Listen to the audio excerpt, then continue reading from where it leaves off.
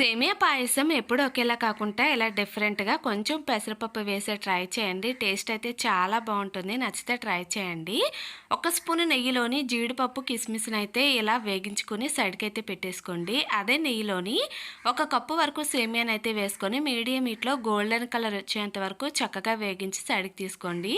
ఇప్పుడు ఒక half litre వరకు పాలనైతే వేసుకొని తగినన్ని వాటర్‌నైతే వేసేసుకోండి. ఒక గంట ముందు నానబెట్టుకున్న పెసరపప్పుని ఈ పాలలో అయితే వేసేసుకోవాలి.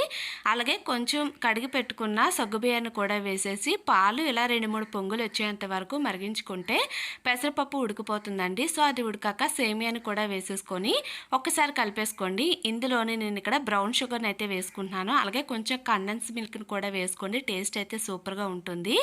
ఇంకా వేగించి పెట్టుకున్న డ్రై ఫ్రూట్స్‌ని కూడా వేసేసుకొని ఇలా కొంచెం చిక్కబడేంత వరకు ఉడికించుకుంటే మన సేమియా పెసరపప్పు పాయసం అయితే రెడీ అండి. చాలా బావుంటుంది. ఇలా ట్రై చేయండి.